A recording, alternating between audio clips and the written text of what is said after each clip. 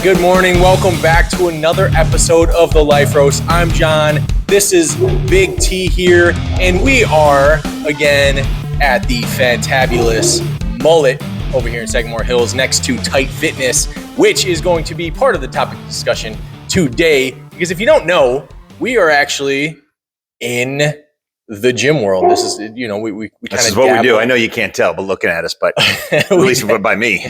We dabble a little bit in the health and fitness industry. We got the gym next door here. We got a performance center over in Macedonia.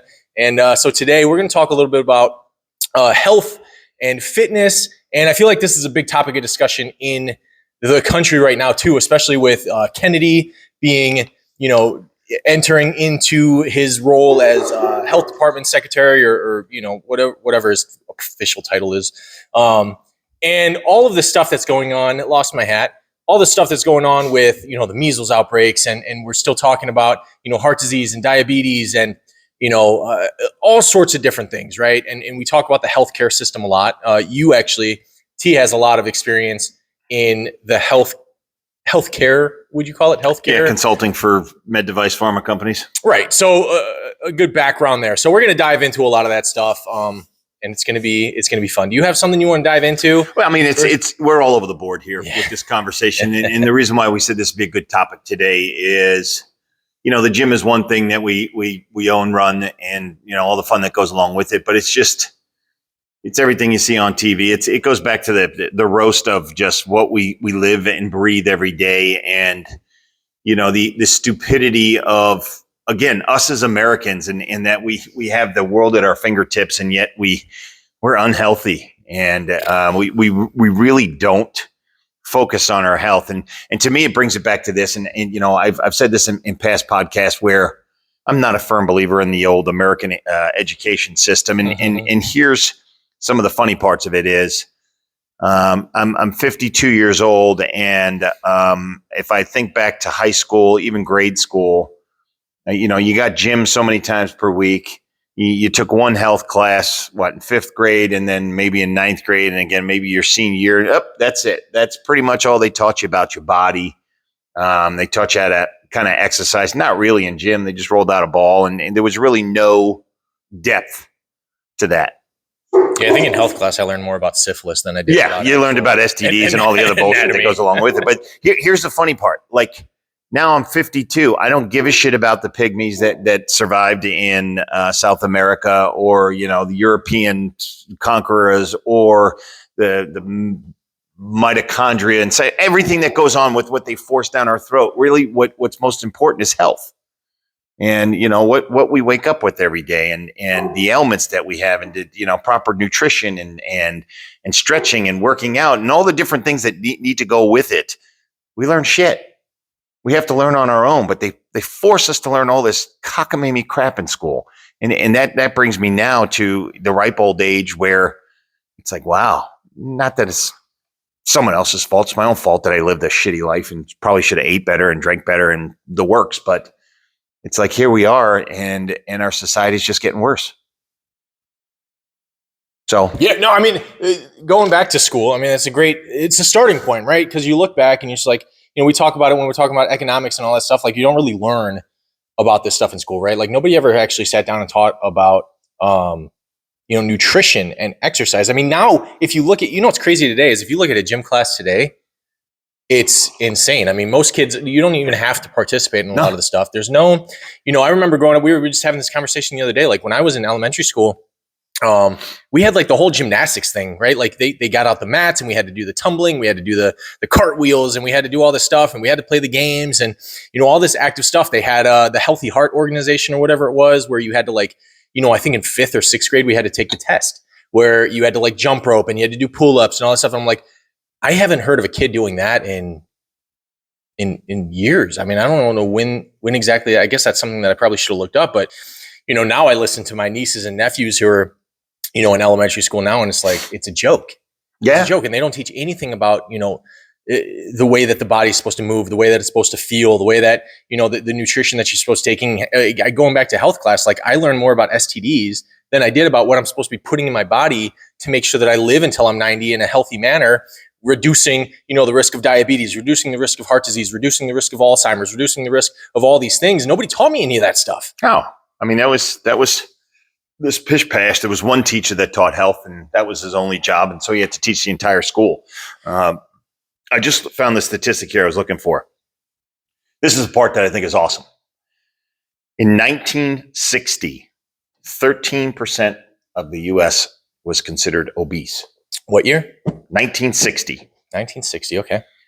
By 2000, as in 200, the old Y2K, 30%. So doubled, more than doubled. When all fairness, everybody in thought 40 they were years. going to die. Yeah, that's true. So everyone ate and, whatever, had an extra pudding cup. And then, so that was in 40 years, it doubled. Okay. 20 years later in 2020, 42%. So 4 out of 10 people are considered obese. That's not even overweight. That's obese. That's obese. Overweight is a whole different concept. That's less than that. Obese is like, okay, you're in some sad shape. So it's like, okay, we're not getting any better. And I'm not sitting here saying it's all the education system's fault, but as a society, we run, we want, it's getting faster paced. Everything that we do is, I want it and I want it now. So fast food, man, that's quick. Holy shit, can I get in? Can I get out? Can I do this? How many corners there's a convenience store? I laugh sometimes when I go to a convenience store, and I'm a hypocrite. I freaking love my sugars. Little Debbie, Nutty Butters, Hostess, my Nutty Butters are like a go-to. I love them. But you go to a convenience store and there is literally, and you should test this. Go to any convenience store, any quick pack that's on the highway or off the side of the road or in your Foursquare, the corner area of your town, and see that there's one shelf, probably 3 feet wide by maybe 3 feet tall, that has like good food, like the protein bars, like the protein bars or whatever, or like boiled eggs in the cellophane or whatever it is. It's like what most people would say that's good food. And then the rest of the 2,000 square feet is candy, chips, donuts, soda, energy drinks, alcohol, all the other stuff. And that's literally every other corner. So it's kind of like, well, how do you not get obese when everything in front of you is shit? Well, and that's the thing too, is like, going to the other side of the conversation, I guess we'll go. We've gone from back in the 1960s, right?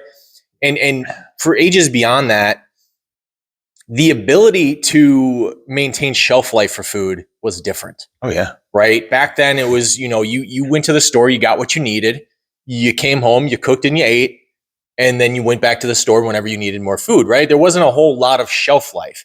Well, now in the age of, consumerism and capitalism, and I'm not blaming capitalism or any of that stuff. I'm just saying, the idea is to make more money. Well, you can't have food on the shelf going bad. And so you got now all these foods that have preservatives. And if it's packaged, it's, probably got a preservative in it. If it can last more than a week. Right. And so, you go into those places and it is, you have like that one little section, and I go to Get-Go a lot for this, right? So they have like that little cooler that's got like the sandwiches and stuff like that. And if you even read the ingredient list on there, it'd be ridiculous. But that's it. And then the rest of it's just, shit that stays on the shelf for 6 months if nobody buys it. Through a nuclear war. Right. Exactly. And that's like, so I'm actually curious now. I'm so glad you brought that up. I'm curious, right? For the longest time, Twinkies were like that thing where it's like Twinkies would outlast a nuclear war. It's like, I'm curious now when the last time they tested stuff like that was, because I would be willing to bet that there's more stuff on the shelf today that will be good post-apocalypse. Oh, for sure. Than back in the 60s. For sure. I mean, anything that's made today, and you see it. What was that show called? The Prophet. It was a guy that would come in and he would assess the company and do this magic and show the people how to make a profit. And it was a great show. It was a business show. He'd come in, take over the company, and do all that. Well, anytime he would come in and come into that's not Marcus Lemonis, is it? Yeah, that's him. Okay. He would come in and to like a bakery. And they were awesome. Or you would come into some kind of food establishment where they made something local. And he was like, all right, we're going to figure out how to turn this into something that's just huge, like mass produced. And we'll get it in every, Walmart and Target and every grocery store around the country. And he would always say, we need to take it to our food science people because we need to figure out how to make it so that it has shelf life, so that it lasts longer. And I know this because I love Costco. I'll be the first one. They're not promoting us. God, we're not big enough to get advertising money. Cool, but man, I think Costco is the greatest place ever invented. And the reason why I bring them up is if you shop in the Costco bakery, you get stuff that was made fresh. Oh, yeah. Fresh. So we bought bagels because, when you buy one bag, you got to buy 2 bags and it's like dirt cheap. So you get 2 bags of bagels. It's more bagels than you can ever think you could eat in a week. And they go bad in like 3 days. Like super bad. Like within, I think it was 4 or 5 days, I pulled them out and they had mold on them. I'm like, well, what the hell? I just bought them on Sunday. It's only Thursday.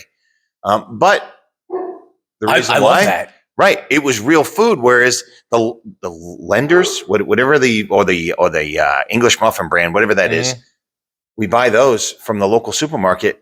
They could be there for a month, literally a month. Where I go in the fridge and I'm like, okay, I don't know when we bought these, but the kids want some kind of breakfast sandwich. Well, there it is. Totally good to go. I sniffed the bag thinking, it's got to smell like crap in there. It's got to be milk. Nope, it's fine. So whatever glue or retardant they put in the mixture to keep its shelf life, it can't be good for us. Yeah, I love the word retardant there because I feel like that's right. Okay, so like the bottom line is, I was going through some of these numbers, right? And we start talking about the effects that food and exercise has on the body and the mind and all this stuff, right? Because like that's at the end of the day, that's what I want to walk away with. Is more knowledge than we came in, right? Because nobody's learning this stuff in schools. Nobody's learning this stuff on the streets by their own. There's so much information online. The bottom line is, the U.S., right? And I have some numbers here. The U.S. spent $12,555 per person on healthcare in 2022, right? But yet we still have, like you said, 42% of people that are obese. We still have, the CDC lists heart disease, cancer, Alzheimer's, diabetes is under the top 10 leading causes of death in the US, right? And so the fact is, and on top of it, I was looking at diabetes numbers and this blew my mind, right? In 38.4 million people have diabetes, right? It's like 12% of the population. 90 to 95% of that is type 2 diabetes. Right? Which, I don't care what you think, like type 2 diabetes is the one that you can actually do something about. Right? Type 2, type 1, sucks, right? I mean, I'm sorry, like you got to do what you got to do. I mean, I've heard miracle stories, but type 2, 90 to 95% of diabetes in the country is preventable. And so why are we today? We've already kind of gone over some of the reasons why, like, the shelf life and the fact that, the food today is shit and, the quality and it's more about profitability than health. And, if you went through the ingredient lists on anything in the grocery store, there'd be 30 ingredients that you don't know anything about. And I'm not one of those people who are like, if you can't read it or understand it, that doesn't mean it's a bad it doesn't mean that it's a lot of chemicals are just, the ingredients are just hard to read. Like, I don't know the words of stuff, right? But the fact remains that, most people think, when I talk about exercise, it's like this, like, ew, I don't want to exercise. I'm like, do you understand the benefits of exercising beyond just looking good? Oh, yeah. And so like that, I kind of want to talk about like some of that stuff, right? So, we talk about like protein intake that people don't understand and, what the effects of exercise are that people don't understand and, how all these things come back to living a healthier, more productive, focused, happier life. We talk about depression, talk about anxiety, talk about, the mental things. There's studies that show Alzheimer's can be reduced by, exercise and nutrition. So, how do you feel about some of that stuff? Well, when you were saying that, I was like, I'm such a hypocrite in this conversation because I said it. I love my food. It's okay. And my wife she's religious with food. She's religious with working out. She is the epitome of health. But I understand the measure that you're talking about and what goes on. And I think that's where I'm starting to realize in my 50s now, like, holy shit, like food really does have an impact on you and exercise really does have an impact on you. And we see people with all these ailments and all this stuff. And it's like you said, it's like they're all self-inflicted.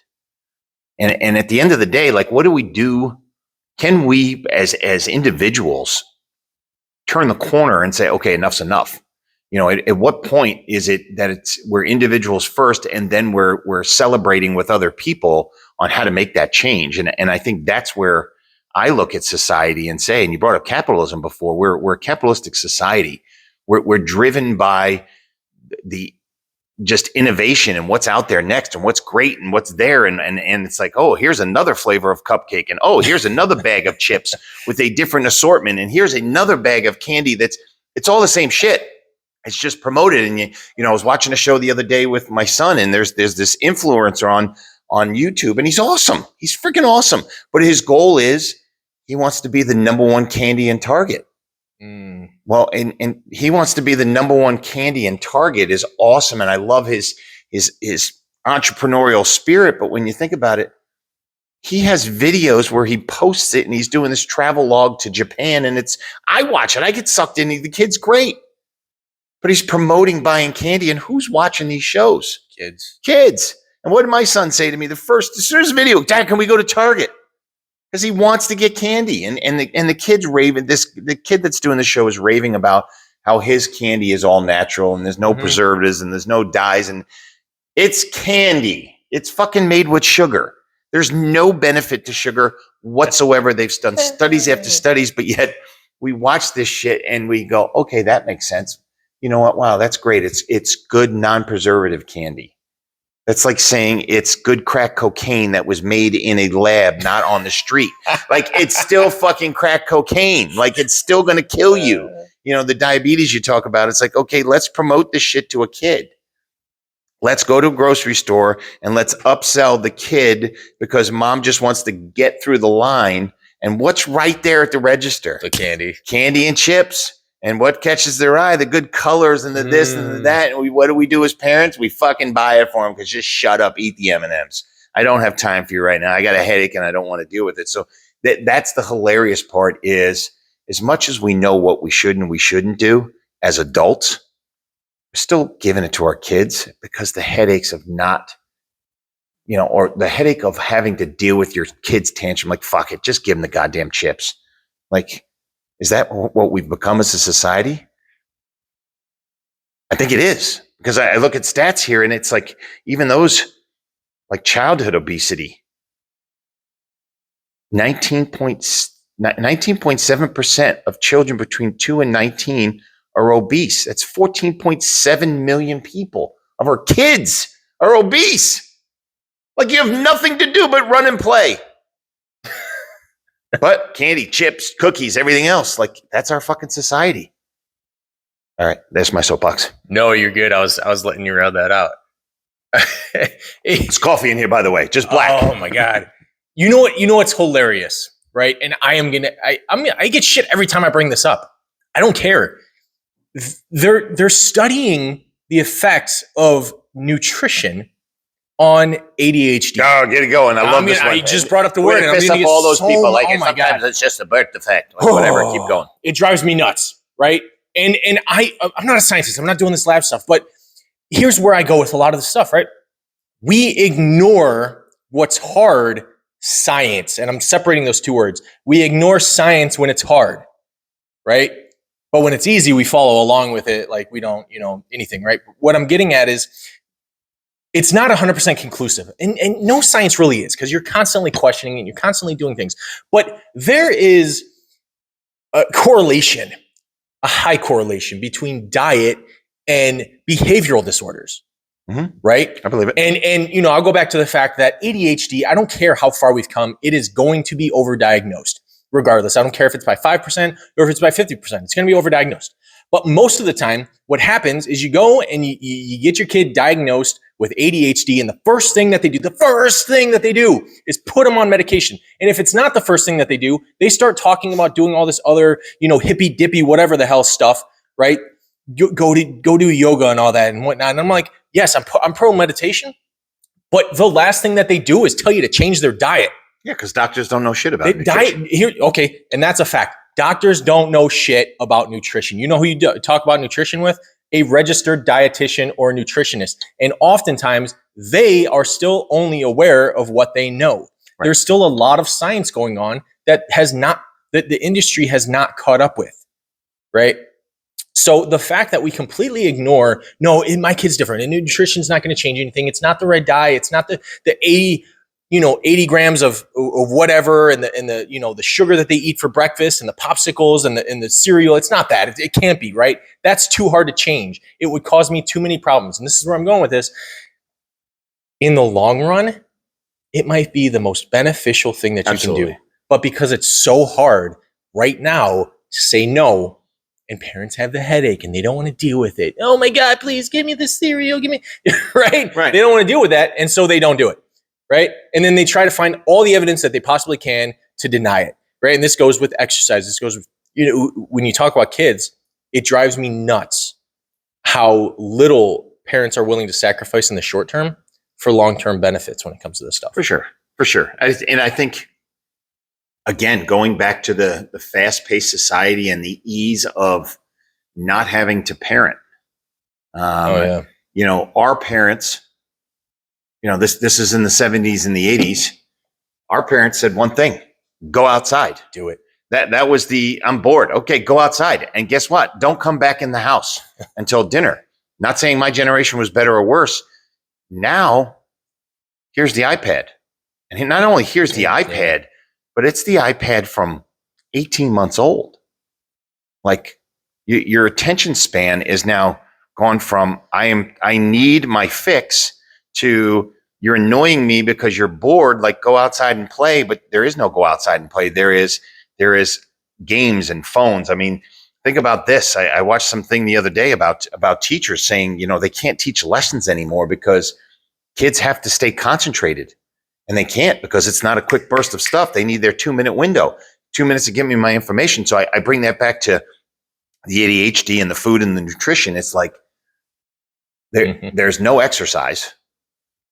The diet is predominantly sugar and carbohydrates and preservatives. And we want to follow a quick fix, again, for the parents to say, this is crazy. My kid doesn't listen. He doesn't have the attention. He's out of hand. He's this, he's whatever, or she. I shouldn't sit there and say it's boy or girl. But the ease is a pill, like we do with everything else. The ease is Ozempic. I'm overweight. Here's another drug. The ease is, let me have my stomach stapled. And I'll remove the hunger pain. Well, you can't fit the food, so keep shoving it in. You'll be upset as hell. So there's always this trick. So instead of teaching society what works better and how to become more controlled and how to do the things that we need to do as an individual, we come up with a quick fix, because that's who we are. Quick fix. Yeah, well, I mean, I was talking about healthcare earlier and the money that we spend on. Like, I don't even consider it healthcare. It's sick care. It's totally sick care. That's all it is. It's not even preventative maintenance. Symptom care. It is chaos control. It's what's that after the fact, like collateral damage, trying to maintain it. Mm-hmm. That's all we do, right? You don't go to the doctor when you're healthy. You go to the doctor when you're sick. Right. They prescribe a pill. They don't teach you how to prevent it next time. They just say, hey, when you feel sick again, come and see me, man. It's like, it is like a drug dealer, right? And I know I have experience with drug dealers. If I looked at a drug dealer and I looked at a doctor, when you take away that one sells drugs on the street and one sells them in an office, there's really no difference. They're still peddling the same shit. Right? The idea is, when you need your fix, come and get it. When you need to feel better, come and get that pill. Come and get that whatever you need. And it's there was never a class to say, hey, if you just eat this in your diet, right? And you see it all the time on, I also hate the fact that there's so much on TikTok and YouTube, because there's a lot of people on there that are just peddling misinformation. And they're saying, well, like, if you just eat this and this and combine these two things, and you would feel like a god forever, right? And so there is a lot of misinformation out there. But, the fact that nobody sat down and said, hey, look, like, these are like the basic vitamins and minerals that your body needs, and this is how you consume them, and like, this is the time, and this is, like, if you're going to work out like this. And everybody, I'm still caught up on the fact that people still think it's a wise idea to only do cardio, walking on a treadmill at a 3% incline every day, and that's how they're going to get stronger, faster, leaner. Right. And that's healthy, right? Because they're skinnier, right? Like, that's still an idea that's perpetuated. Right. No muscle. Zero muscle. No protein intake. Have not a clue about nutrition that they're consuming, but that's still perpetuated as healthy. But nothing is to your point of sick care rather than health care, this is the part of getting old that I feel it's clicking, and God, it sucks that I'm 50. And not just the knees, right? Yeah. The clicking. But it's when you think about it, I don't know about nutrition. I do now. Right. Nothing is put in front of us that is educational, and if it is, it's hidden off to the side. Mm-hmm. You watch the Super Bowl, and there's ads for shit food, and there's ads for drinks, and there's ads for sugar. It's everything is promoted to essentially be unhealthy, and yet it's funny. You're watching a football game, and the guys on the field wouldn't touch the shit. Some of them do, but they're religious because they understand to play at their peak. They have to eat right, drink right, sleep right, work out. They do all this stuff, and we admire them so much. But we're sitting there shoving Doritos in our face while we're drinking a beer, and we're going to have bologna and something else and cheese and whatever. And it's like the concept just doesn't click with us that there's nothing that we do day in and day out where we feel like, okay, I know what to do, or I know what to eat, or this is the system I'm going to go down. Or we have the constant Monday mornings, like it's Monday, I should start my workout now, and I should start my eating right. And by lunchtime, we've already said, fuck that. I got invited to lunch, and it's like, well, I could have a salad, but I could also have the chicken wings and preferred fries with the bacon and the cheese. That's me. But what is it doing to us? It's just a long, drawn out death of unhealthy. So. Oh yeah. I mean, so I look at it like smoking, right? Most people who smoke don't necessarily feel the immediate repercussions. Right. And I mean, like beyond the coughing and whatever, like once you get used to it, a lot of people don't associate smoking with the potential risks. Right. And so I feel like it's the same thing with food and the lack of exercises. A lot of people, because it's the same thing. If I go to the gym today, I'm not going to see results. If I go to the gym tomorrow, I'm not going to see results. Right. If I eat a piece of pizza today, I'm not going to see anything. If I eat, 2 pieces of pizza tomorrow, I'm not going to see anything. Right. But if I eat shit for the next year, over time, one day I'm going to wake up and I'm going to be 50 pounds overweight, and I'm not going to know what the hell happened. Right. So I think a lot of it, like, and you bring this up a lot, and I love it because it's that immediate gratification, right? Well, I'm not going to gain 10 pounds by eating this whole cake right now, so I might as well do it, right? Who cares? Right. And then you do that enough because it satisfies you in the moment. It's the immediate, and this is what I was actually pulling up, is because I remember this study. It was done with mice about the addictive properties of sugar versus cocaine. Yep. And, the mice ended up getting addicted to the sugar more than the cocaine. Right. And again, this isn't conclusive. It's just one study out of, however many, but, they've shown time and time again that sugar can be more addictive. And it's, and in recovery, in treatment centers, a lot of the time they will encourage you to eat candy to replace the urge to use drugs. Right. So there's got to be something there.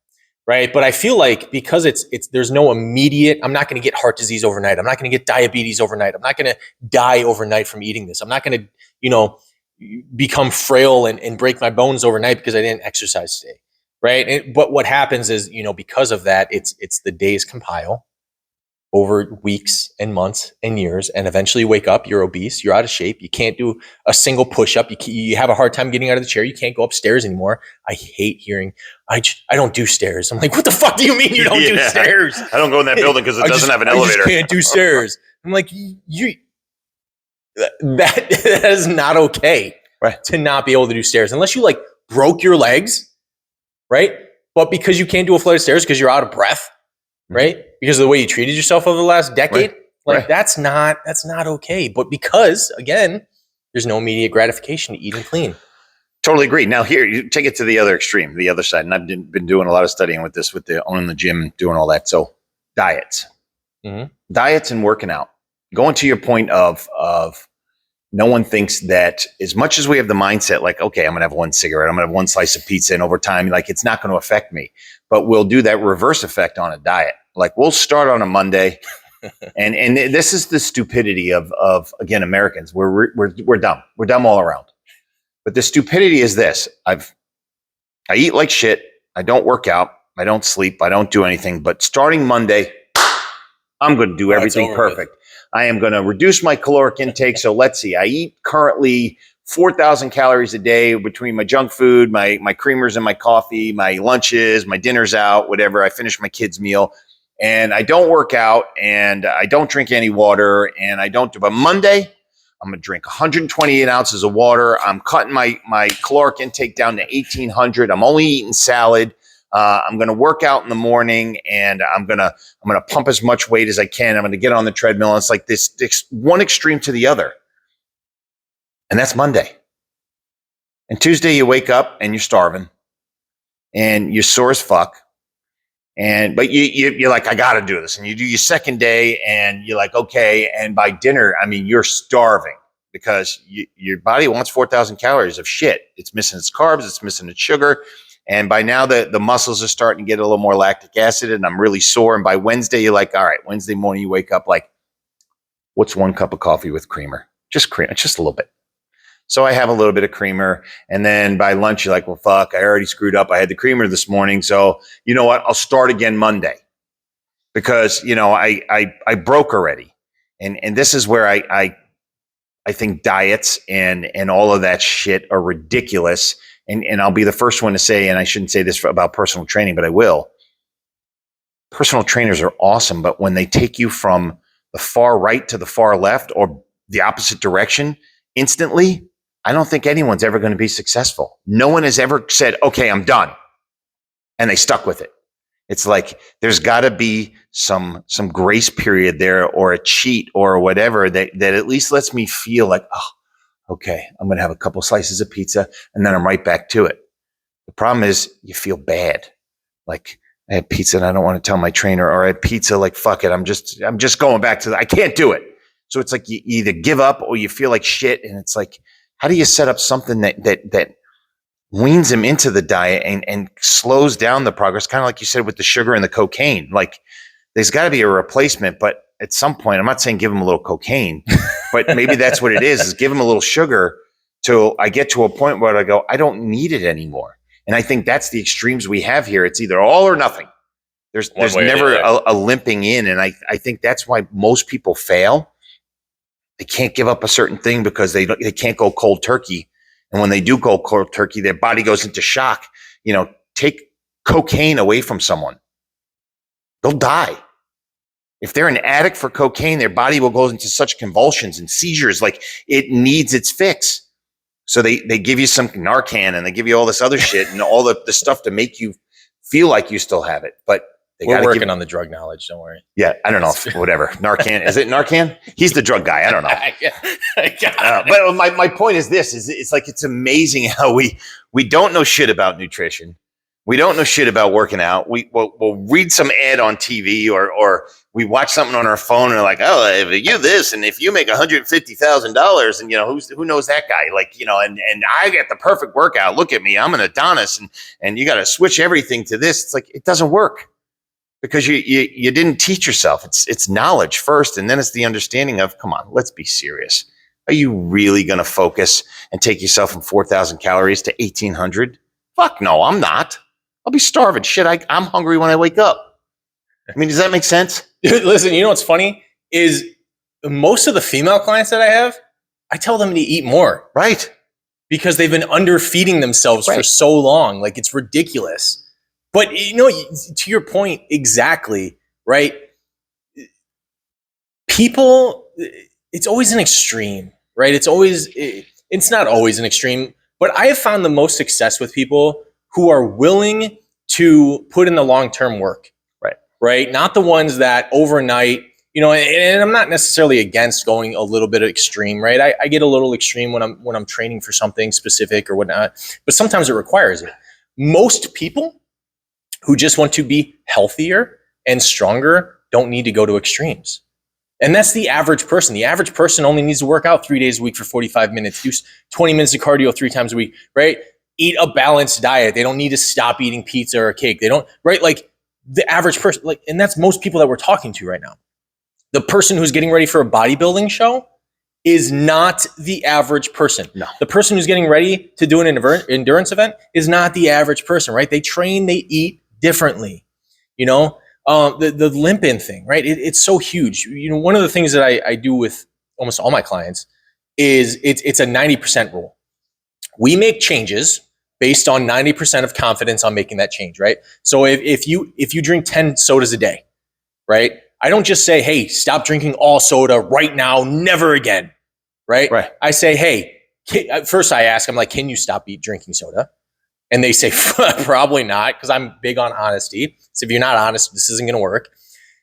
Okay, well, what if we cut it down to 5? Yeah, I could probably just cut it down to 5. And now, of course, 10 and 5, those are extreme numbers. But, and so we say, okay, well, do you think you can do that? Are you 90% confident that you can drop down to 5 a day? Absolutely. Okay, that's the change we make. Nothing else. Right. And then we address the next thing. And we talk and we pick out all the things that they're struggling. And you can do this with health. You can do this with fitness. You can do this with business. You can do this with all sorts of things, right? It's when you want to make a change, you have to be confident about that change. You can't just be caught up. You go back to the emotions where you're like, rah, like I'm going to do this on Monday and I'm going to drop everything and I'm going to start benching 300 pounds every day and I'm going to do all this stuff and I'm going to I'm just going to completely jump off the ledge, right? And then Friday comes around, you burn out, you hate life and you're miserable. You quit with your trainer, you quit the plan, you quit all the stuff and you go back to living a miserable, shitty life. Yeah. Right? It doesn't work that way, right? So it just blows my mind. And back to the other thing, it's like most people just don't understand to the point where, even my male clients, they're under eating most of the time. They're overeating shitty foods and under eating calorically. Right. Which is ridiculous. The fact that we have to eat less all the time. It's like, no, let me show you a real cool thing. If you increase your protein intake, you reduce your processed carbs, right? You're still allowed to eat fruit and all that stuff. Magic happens. Start lifting heavier. Right. Crazy stuff happens. Right. Most people just don't know that though. Well, that's the part. But what you just brought up, and it's what we do in our businesses a lot, from training and coaching businesses, consulting, all that stuff, is you just describe a plan. Mm-hmm. And I think that's the heart of this. And I'll tell you again, hypocrite here. I am not the Adonis of body shape or anything else like that, but I try and get my workouts in.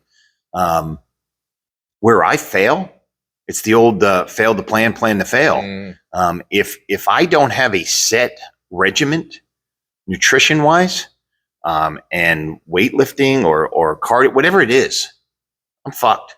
I'm an instant, like, okay, if it's 11 o'clock in the morning and my last meal, because I get up so early, I ate at 4 o'clock in the morning, I'm starving. Well, if I didn't pre-pack a meal, we have a grocery store that's right next to the Mullet here. Yeah. And when I say a grocery store, it's a full-blown grocery store. There's anything I can get over there. But remember, what's at a grocery store? Twinkies. There's everything over there. And it's a willpower thing, but it's really, is it ready-made? Because grocery stores aren't ready-made. They're ingredients. So you got to make something. Well, I don't have a full-blown kitchen here, so what do I get? Something quick. Toaster strudels. Yeah, something that's easy. And I lie to myself and say, oh, this is healthy.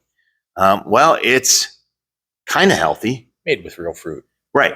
But I'm hungry and I'm hungry now. So I'm not eating 300 or 400 calories to get my hunger animal gone. I'm eating 1,000 calories at one sitting. And now I'm miserable.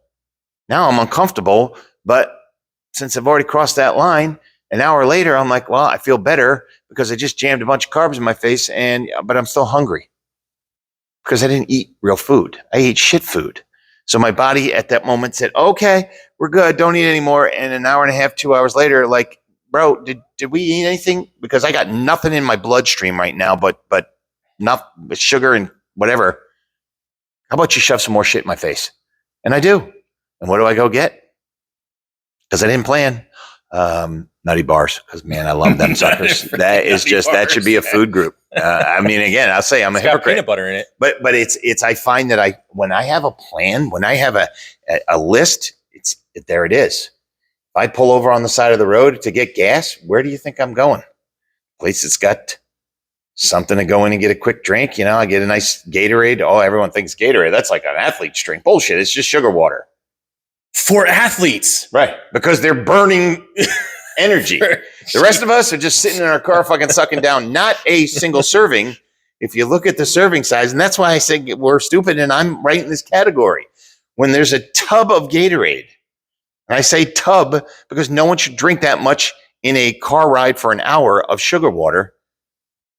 Like, it's a tub, and it'll say right on the side, serving size 2 or 3. Like, and you say, oh, that's not bad. It's only 240 calories per serving size. But you ate all 3 serving size or drank it. Mm-hmm. So you just had 1,000 calories in liquid. I mean, that's where I watch all this and I say, God, I'm sitting here bitching and moaning and saying we're stupid, but I'm that guy. I'm literally that guy.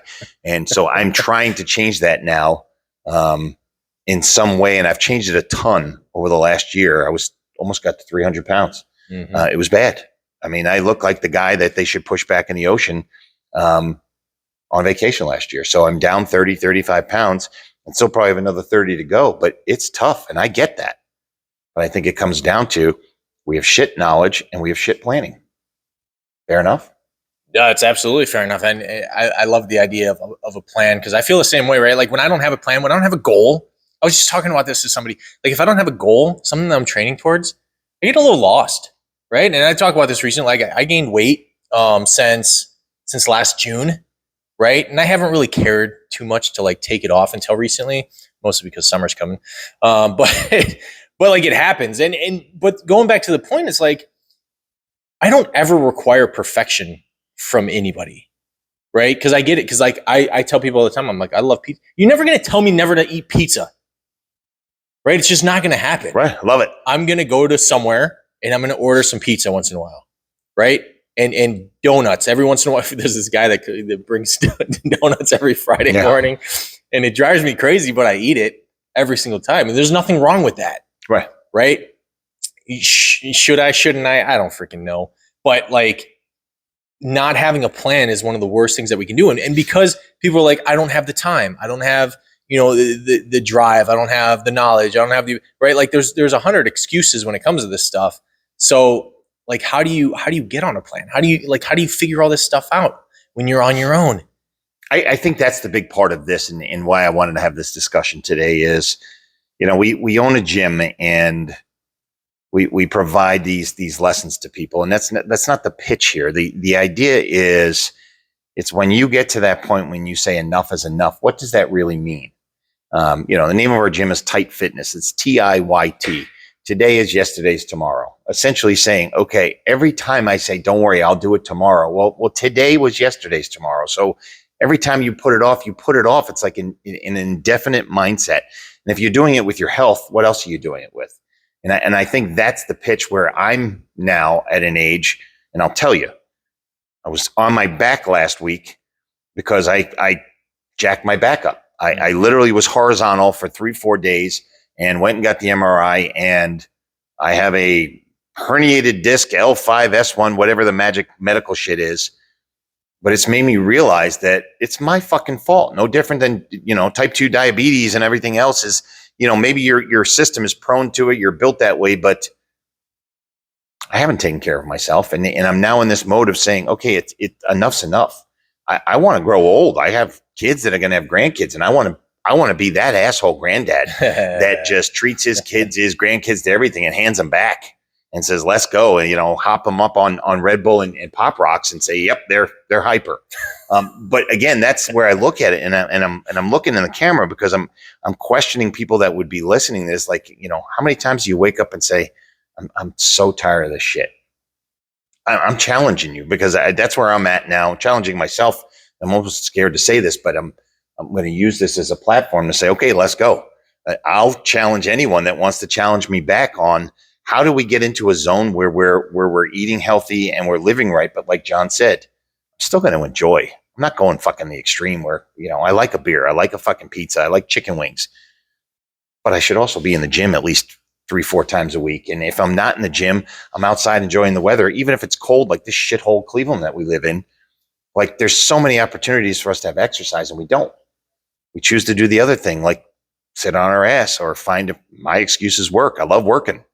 But work involves a lot of sitting on my ass. So I'll challenge you. Put it in the comments. Tell me what you want me to do. I have a goal of another 30 pounds, 35 if I'm really pushing it. But I'd love to be a lean, mean fight machine. Challenge me. I dare you. Oh, you don't challenge me. I'm going to challenge him. I got a hike actually coming up this May, which is actually kind of cool. How far is the hike? 100 miles. Oh, Jesus. Like, that's the extreme right there. That's not extreme, man. I mean, it's awesome that you'll do it. I just, that would be extreme, especially with my back and all the bullshit that I just found out. Yeah. No, you got to take a heavy pack. But yeah, it's, excuses are just that. Yep. And extremism aside, like, eventually you get to a point where you're just like, I'm tired. Yeah, I get it all the time. I'm just tired of looking at myself in the mirror. Mm-hmm. I don't feel comfortable in my skin. I don't like the way that I feel, right? A lot of people don't understand how shitty they feel because of what they're eating all the time. It's straight up. It's all food. Like, when I talk about behavior, like, just look at the science. Just go Google science on this stuff, right? Like, your mood changes by what you eat and what you do active-wise, mm-hmm. right? Your behavior changes depending on what you eat and what you do activity-wise. Like, all these things change. All these things are affected. You feel better. I feel better when I lift and I eat good.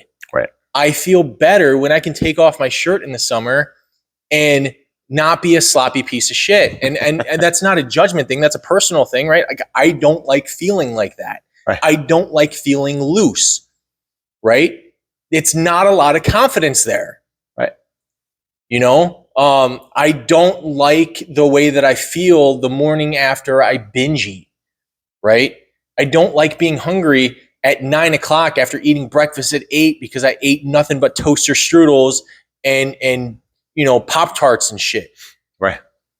So it's not that I have to give all that up. It's that, when is enough? When are you going to say, I need to start learning more about this? And I do. I try to teach my clients as much as I possibly can, because if you don't have the knowledge to back up what you're doing, you can't create the plan on your own, and you become dependent on just one other thing. Right.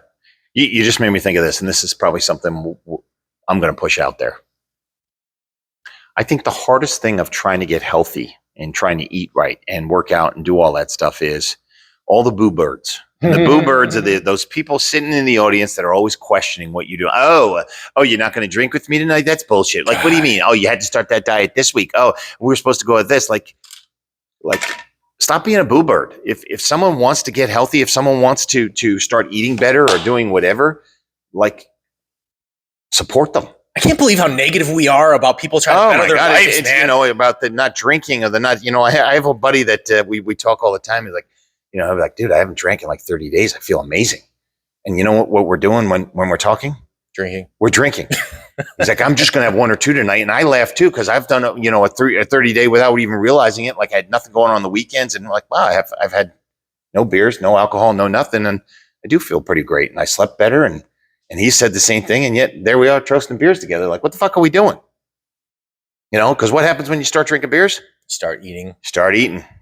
And then other activities start too. That, if you're into the other drug world, but it's what happens. One leads to the other, and before you know it, you're a Taco Bell drive-through, and you're ordering shit you haven't had in 20 years because, damn, I just had a feeling that I needed tacos. I needed a bean burrito or chilito or whatever it is. But it's that stupidity that night you just had 4,000 calories in a 3-hour window, and you wake up the next day miserable. And that usually takes 2 or 3 days. And then you do it all over again the next week. Right. And that's that constant thing. But I still bring it back to, if someone's decided they're going at it, support the fuck out of them. Like, and that's that. And if they are going to the extreme, don't be the person that put them in front of them. Like, don't be that guy that says we should stop at Taco Bell. Fuck it. Your diet's already fucked. You already drank tonight. So let's go to Taco Bell. Like, no, I'm not saying you got to, be the security guard. Like, don't eat that. But you get what I'm saying. Like, find the opportunity to support them in what they're trying to do, and don't be the boo bird. It sucks. Yeah, don't hang out with them either. Yeah, well, I mean, that's the struggle. I listen. At the end of the day, I think my message, or our message today, is this: it's like, we're not getting any younger. Society is not helping us out. We're getting unhealthier as a society, and the school systems are getting rid of exercise and they're getting rid of phys ed and they're not teaching this shit. It's like, start teaching your kids and start educating them and be the example. Like, show them working out. I mean, my wife is, like I've said, she's the extreme, and I have young boys now that are adamant about going to the gym, and I love seeing it. And I have my older kids too. Like, you know, I get a text message from them at 5:15 in the morning, like, "Hey, Dad, are you up?" And they know I am. And I'm like, "What are you doing up?" "Oh, I'm at the gym." Like, I love that shit. And they're in their 20s, so it's like they're doing it repetitively. Like, okay, it clicked. They get it. They didn't get it from me. They got it from their mom. So it's like, okay, now it took me forever. But my point in this is, let's go. Like, your doctors are not going to help you. Your society is not going to help you. Like, it's time you take ownership and get the knowledge you need. Join a fucking gym. Join something. If you don't have the money to join a gym, go outside and walk. But go outside and walk and move and do push-ups and sit-ups and everything you can. Yeah. Don't find the excuse, "I don't have time and I don't have money." Bullshit. That's just a fucking excuse. Period. That's all it is. There should be a bare minimum. I mean, even if I get in, 100 push-ups and 200 squats a day, right? Like, there has to be a bare minimum. And I can do that for free in my basement. Right. And if you can't do 100 push-ups, do 5. Yeah, and do 5 tomorrow and do 5 the next day. And all of a sudden, cheat yourself on the 4th day and do 6. And before you know it, challenge yourself by the end of the week to do 10. I mean, if you're in that bad a shape, which I know a lot of you are, shit. If you want to challenge yourself right now, end this video, get down on the ground, see how many push-ups you can do. Obviously, do that within reason of your health. But see how many you can do. That's pretty freaking sad. Imagine someone came into your house right now to beat the shit out of your family. Whether you can defend yourself with a gun or not, could you have the stamina to keep up with them? Could you run? Could you do whatever? I don't know. That's pretty scary when I think about it. I'm going to end on that, because that is one of the biggest things for me. I watch these videos of these adults who cannot. I saw this video of this person who kept falling down, chasing after a kid rolling away in a stroller because they couldn't like balance. They couldn't like hold themselves. The stroller was rolling towards the street, right? Busy traffic. And like, I see this all the time. It's like, these parents would die for their kids, but they won't live for them. Right. That's a great statement. And it's ridiculous that we let ourselves get so out of shape we couldn't protect our own family. I'm not saying push-ups is what determines whether you can defend yourself or not, but you can't run up the stairs. You can't run around the corner. You can't chase after somebody who just kidnapped your kid. You can't, I mean, like, those are extreme things, but like, what the hell would you do if something happened that you needed to be in shape for? Zombie apocalypse, man. Cardio. No, right? Like, right. So it's serious. It is a serious thing. Like, what the hell are you going to do? Yeah. So on that note, I think where we go with this is this. Do something. Get off your butt. Don't go to the extreme tomorrow. Just wake up and say, I'm going to do a little bit different today. I'm going to do a little bit different the next day, and I'm going to move into this. If you want to get healthy and you want someone help, you can call a trainer, call anything, get online and start looking at it. Call us. We'll help you get into a gym. But I think that's the moral of the story, is we're not getting any younger and we're not getting any healthier. So make a decision for yourself. You don't have to get on your soapbox and preach that you found the perfect diet. Just do you. Which means don't do CrossFit. Right. Or do CrossFit. Don't listen to him. But either way, you get what we're saying. So on that note, keep things healthy, keep things happy. Most of all, go out of your way for someone else. That's kind of my thoughts. Absolutely. Yeah. I think that sounds positive. I'm gonna do. Here's my challenge. The challenge. I'm gonna do 20 burpees for everybody who likes and subscribes to this video. Does that sound good? No, he can do it. But listen, finish up with the challenge. Let's challenge. You know what? Tell me what you're going to do. Put that in the comments. Man, I'm going to tell you 35 pounds. You want me to know when? I'm not going to go into the extreme and say, I don't know, those 35 pounds in 4 weeks. That's ridiculous. I'll call it out now. 35 pounds. It's what? March 17th. March 17th. I will do 35 pounds by June 15th. That's 3 months. It's 10 pounds a month. 10 pounds a month. It's pretty. It's solid. It's gradual. I'm not going to sit here and say, okay, I'm going to go to the extreme. I'm doing it. June 15th. 2.5 pounds a week. I will take the before pictures, and as scary as it may be, I will post them. Because, hey, if I'm going to commit to it, I'll commit to it. And I will commit every single week to post fresh ones. Accountability matters. Yep. So dare me, and I dare you. You want to get funky with me? Reach out in comments, and we'll do this together. And let's go. Yes. All right, guys. Love it. Enjoy the day. Take care. Peace out.